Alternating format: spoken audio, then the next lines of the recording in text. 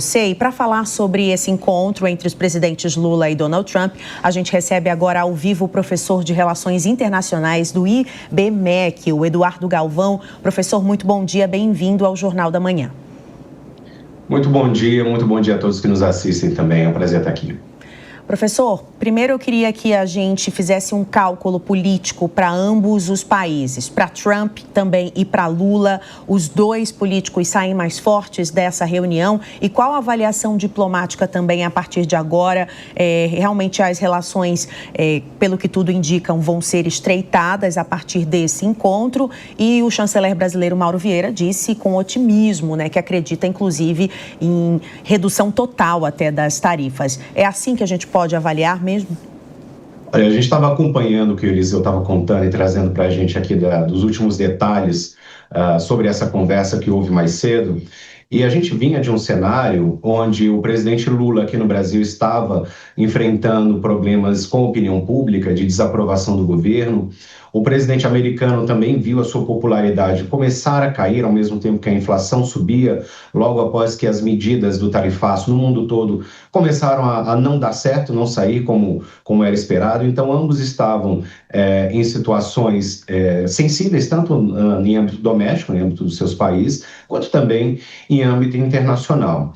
E o que a gente percebe agora, desde que a química anunciada lá na Assembleia da ONU, desde então, o que aconteceu, o que tem acontecido, tem favorecido os dois, tanto em âmbito interno quanto em âmbito internacional também. O presidente Lula ele recuperou a sua aprovação frente à opinião pública, teve alguns problemas, alguns bodes colocados na sala pelos Estados Unidos com a questão do tarifaço, então tem interesses, tem pedidos a serem feitos.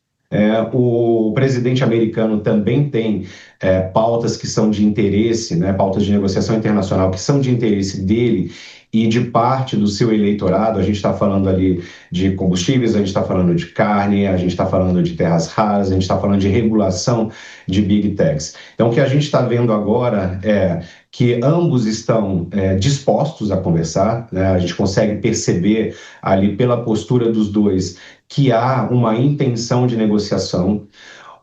As posições, elas foram colocadas, os assuntos foram trazidos à mesa, os interesses, aí cabe aos negociadores diplomáticos entenderem quais são os interesses para poderem costurar um formato de acordo que faça sentido para ambos os lados. Então, o que a gente percebe até aqui é que, sim, ambos saíram fortalecidos, tanto em âmbito doméstico quanto em âmbito internacional, mas existe muita coisa ainda para ser discutida. As negociações elas estão começando agora, a gente não sabe quanto tempo elas vão levar e não sabemos também o que vai sair dessas negociações, mas certamente ambos os países vão ter boas novidades para levar de volta para casa e para contar para o seu eleitorado. Agora, professor, diante de tudo aquilo que a gente está acompanhando e até nessas questões internas dos Estados Unidos, com reclamação de aumento de preços de carne, de café e por aí vai, a gente pode imaginar que o primeiro ponto a ser tratado são exatamente as tarifas comerciais e depois uma discussão relacionada às sanções, por exemplo, a autoridades brasileiras ou até mesmo outras questões políticas, ou seja, o comércio vai vir primeiro nessa negociação? Ou é tudo ao mesmo tempo agora? Você trouxe um ponto importante, porque ambos os países têm adotado uma postura muito pragmática nas suas negociações. E, de fato, a agenda econômica, ela pesa muito mais, tanto que isso gerou, a agenda econômica, o efeito contrário do tarifaço, gerou reações adversas muito fortes nos Estados Unidos, Então, esse tema, ele tende, sim, sempre a ser o tema prioritário. E a gente também percebeu nas falas de ambos, que outros assuntos que esperávamos que poderiam vir à mesa de negociação, eles acabaram ficando em segundo plano. A questão do ex-presidente, a questão da Venezuela, a questão da Magnitsky, ela veio como um ponto ali na conversa, mas sem uma definição ainda. Então, não me parece que esse assunto ele está tendo um foco agora, o que não significa que não há interesse de ambas as partes. de tratar esse assunto e colocar como moeda de troca na negociação em uma outra agenda, né? A gente sabe que até o valor que você dá para determinada demanda, para determinada pauta numa negociação, vai determinar ali o preço dela como moeda de troca. Então, sim, parece que o tema comercial é o foco da agenda, é a prioridade. Os outros temas, eles até podem vir no futuro próximo, mas são temas secundários, pelo menos até o momento. Agora a gente chama para essa conversa também os nossos analistas, a Mônica Rosenberg e o Zé Maria, começando pela Mônica, que vai fazer uma pergunta ao professor Eduardo Galvão. Bom dia, professor.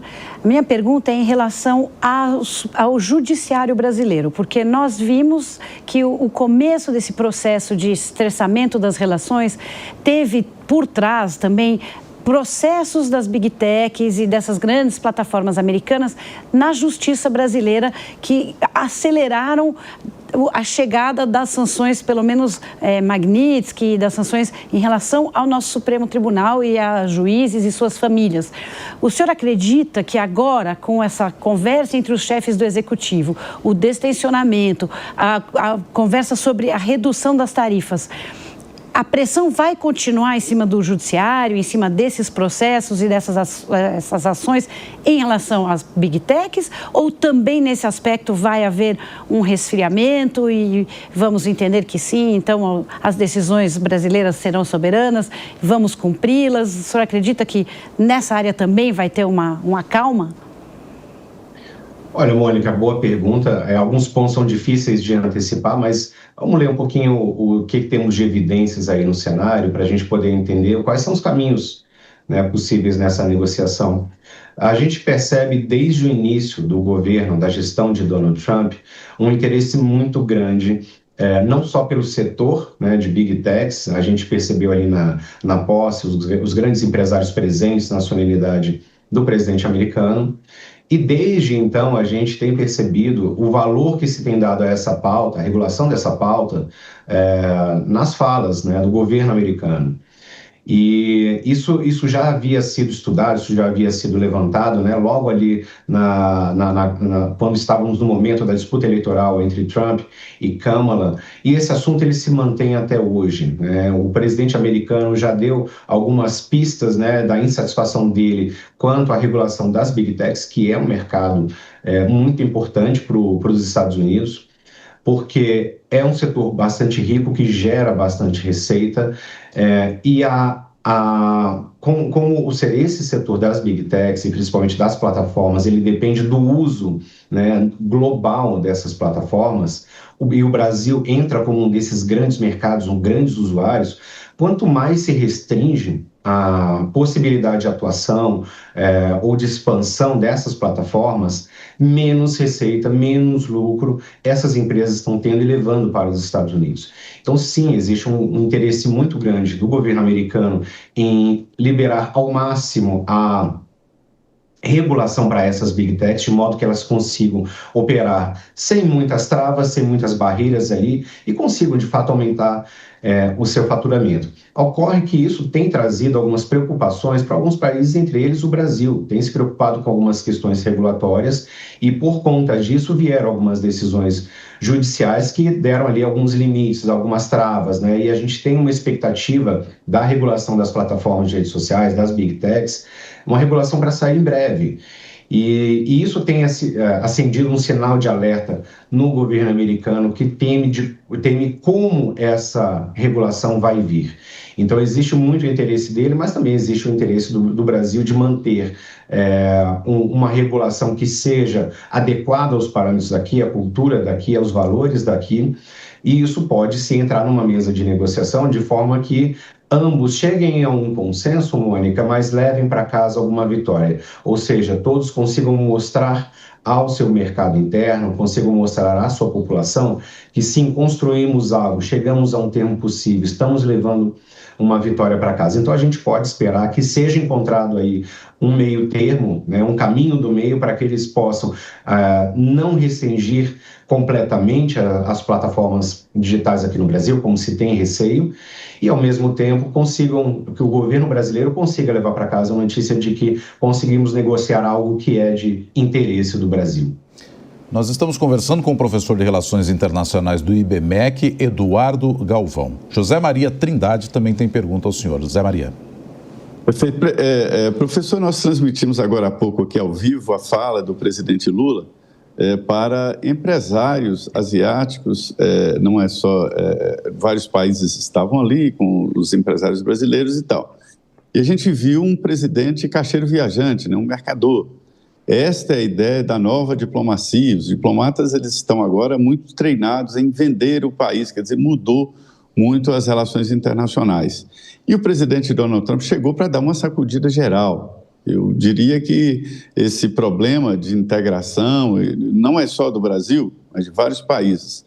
O senhor tem, professor, uma ideia geral de como vai acontecer no futuro? Onde é que isso vai dar, essa reacomodação geral? Maria, esse ponto é interessante. A gente tem dificuldade até de prever como vai ser amanhã. Quando a gente fala de presidente Trump e das regulações, das medidas que ele tem tomado, então tem sido bastante difícil, sim. A gente tem visto uma mudança de postura, né, diplomática, não só dos Estados Unidos, desde que Trump assumiu, mas também nas respostas dos países e como os países têm respondido a esses incentivos, a essas colocações, como o governo americano tem feito. A gente tem visto uma diplomacia muito mais midiática, né, uma diplomacia muito mais feita pelas redes sociais, com muitas demonstrações de força, como a gente tem percebido na Venezuela. A gente entende que é uma tática de mostrar os dentes, mas sem morder, e antecipando o que se vai fazer em relação ao país, uma coisa que é inédita nas relações internacionais, você antecipar operações de inteligência, operações militares, isso não é comum, né? Então a gente está vendo um presidente que usa muito da mídia, né, desse show midiático, e ele vem, né, desse setor, então ele entende muito disso, ele entende muito de palco, ele entende muito de câmera, ele entende muito de discurso, e ele usa isso na sua diplomacia como uma arma a seu favor. O presidente Trump, ele tem anunciado, né, essas medidas nas redes sociais, na rede social que ele próprio adquiriu, então esse é um outro ponto bastante curioso de se observar. E a gente tem percebido que ele usa essas plataformas e esses espaços como um espaço, como um lugar para que ele possa levar as suas mensagens e deixar ali os seus interesses. E obviamente, que nem tudo fica muito explícito, muito direto e objetivo. A gente tem que fazer as inferências, a gente tem que entender quais são os interesses que estão por trás daquelas posições. E o que a gente percebe é o país, o Brasil, mas também a região, a América do Sul e a América Latina, muito influenciados pela China em diversos aspectos. Em questões de infraestrutura para escoamento de produção, para investimento em produção e produção local de alguns tipos de bens, como por exemplo o vestuário, a gente viu recentemente. A gente tem visto um interesse muito grande dos Estados Unidos nas terras raras que são abundantes aqui no Brasil. A gente tem visto como os Estados Unidos eles têm perdido uma relevância nas trocas comerciais, nas exportações com os países da América Latina, e a China vem ocupando esse espaço. Então, tanto em termos de logística, de infraestrutura, de produção, na questão financeira também, de financiamentos à produção e ao investimento, na questão do uso das estruturas de redes sociais, porque isso vai trazer uma supremacia de controle. Então, a gente percebe a China ocupando bastante esse espaço e os Estados Unidos têm ficado preocupados com isso. Então, a gente percebe, inclusive, nas falas do presidente Donald Trump, uma intenção de que os Estados Unidos voltem a ser um parceiro prioritário para o Brasil em algumas pautas. E vamos lembrar que o Brasil, além de ser o principal mercado, a principal economia da América Latina, é um país muito influente na região. Então, sim, é uma boa porta de entrada para uma conversa que depois pode desmembrar para outros setores e outros países na região. Obrigada, então, professor de Relações Internacionais do IBMEC, Eduardo Galvão. Muito bom dia. Muito bom dia, muito obrigado.